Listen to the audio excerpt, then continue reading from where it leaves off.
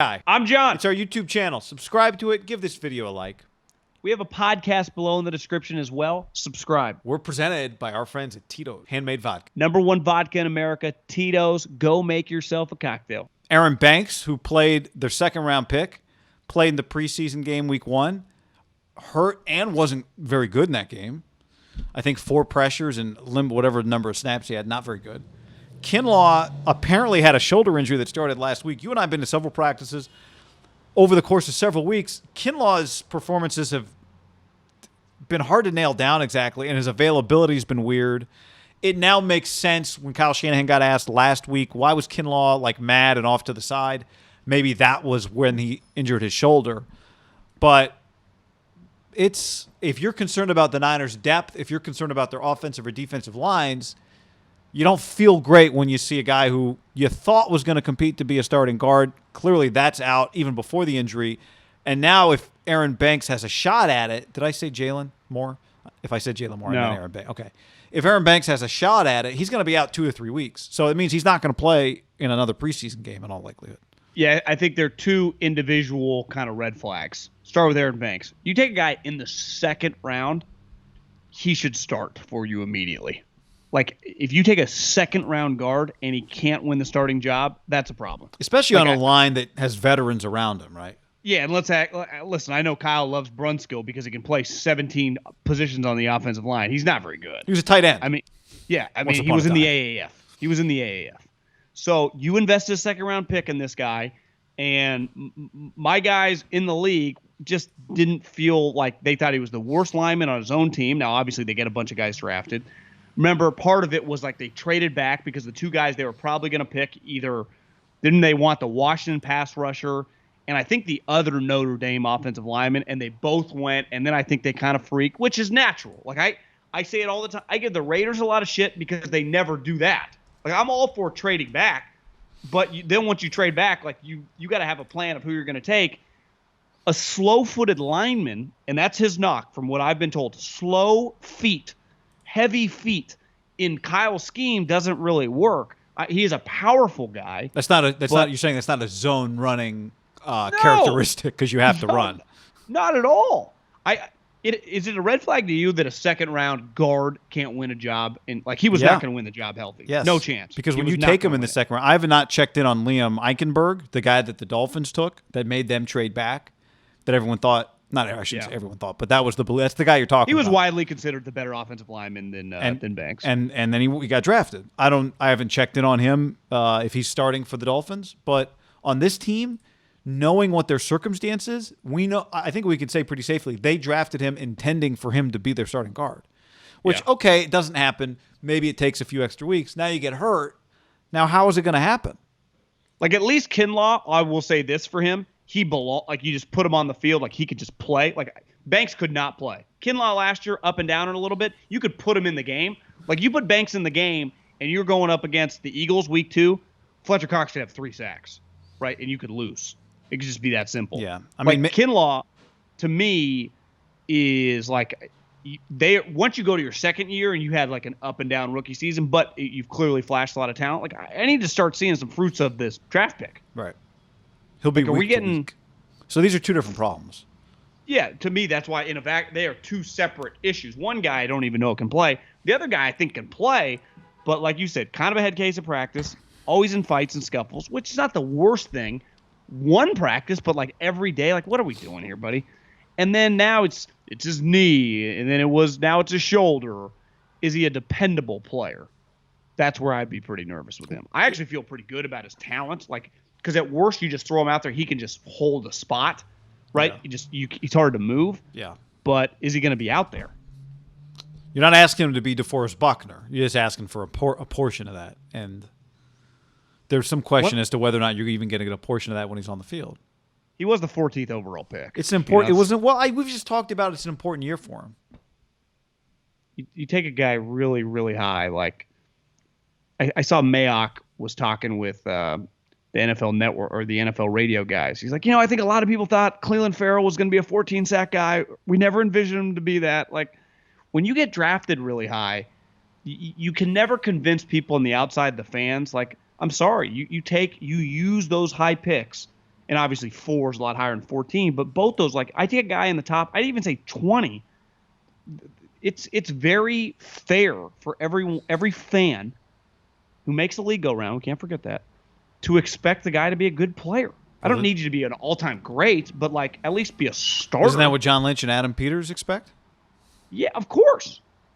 Especially when the guy that you listen, I understand you didn't quote unquote need a tackle at the time, but we're fucking pretty good. James said, "Do you think Banks would look better if he was out there with all the starters?" I mean, well, he was just in a one-on-one situation and he gets smoked. Part of the deal. You earn that. You prove that you can earn that spot, but they've wanted him to take that spot. Like the other guy, Jalen Moore, who started at left tackle. He did get the start. 5th rounder, 3-year starter out of Western Michigan. Maybe he'll be that guy. I mean, because 5th round, John Kittle, Greenlaw, DJ Reed, Hufanga. We'll see. Could be a good 5th round. My draft philosophical belief, I would never mess with centers or guards high. Now, sometimes that's going to miss, right? You get a Quentin Nelson, you get a Pouncey brother. Like, there are really good players. You wouldn't have taken Dickerson? Landon Dickerson, if the Niners were there at 37? He was coming off an ACL. I know. There are multiple offensive linemen coming off. Walker Little from Stanford, drafted in the 2nd round. But remember, the Niners did that several years ago with Balky, with the dude from Clemson who was supposed to be a 1st-round pick. And I just think you consistently get really good guards and centers. I think Alex Mack was a high pick too. Again, I'm not saying that those guys, to me, more often they're going to be outliers, because I bet if we did a study. John, let's tell the people about our friends at DraftKings, promo code HAM. Daily fantasy, baby. Download the DraftKings app. Use the promo code HAM. Get in our league. You can find it below in the description. DraftKings, download the app, promo code HAM. And we did when I was in the NFL. Every team does this, because you do, like, this is what we talk about, the draft being a marketplace. How many starters in the NFL right now at guard and center are 4th through 7th round pick and undrafted free agents? The percentages would be really, really high. And that, to me, is like the value, where you go, what positions can I not get in the 4th and 7th? Well, you're usually not going to get, like, sweet defensive linemen in the 6th. So you probably invest those guys in the 1st and 2nd. Or if you get a sweet wide receiver, probably in the 2nd and 3rd is really good value.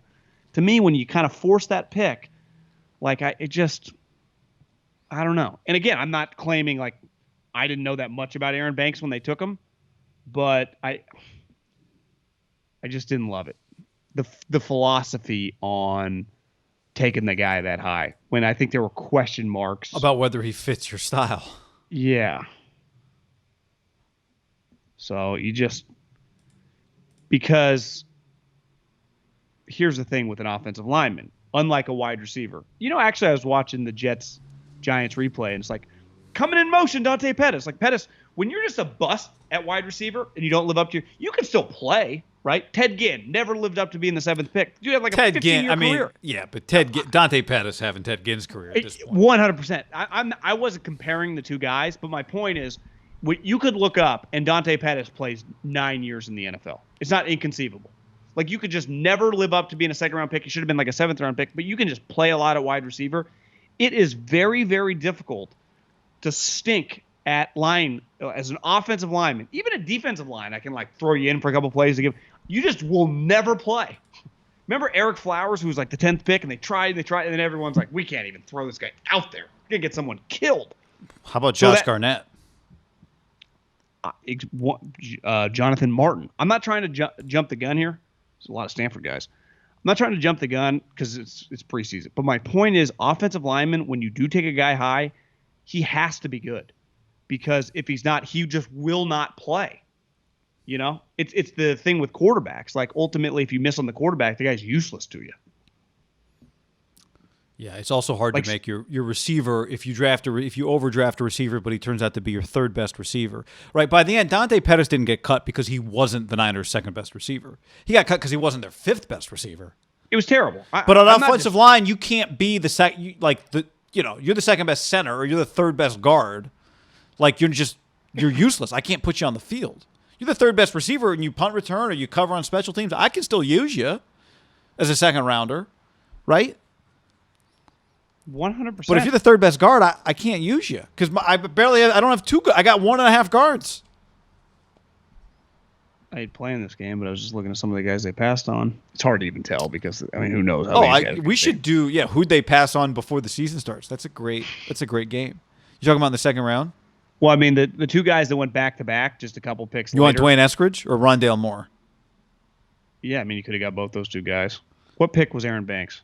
48. 48. So I wonder if they would have taken Asante Samuel Jr. What's up with Creed Humphrey? Oh, Asante Samuel Jr. That would have been a good pick. How about Dylan Radins, the guy from North Dakota State? Why not take that guy? What's he doing? Where's he on Tennessee? Where's he on Tennessee's depth chart? It's hard to do it with offensive line. Hold on, let me do a quick search. It'll be like Radins having a great camp.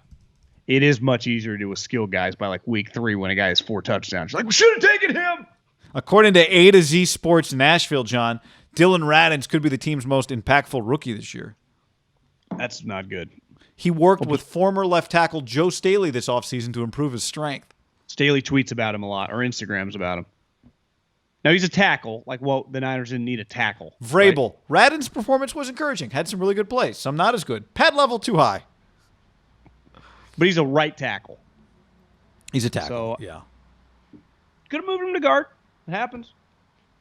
He may not play week 1 against the Cardinals, but expect him to have a substantial role. All right, we won't shove him into the starting lineup quite yet.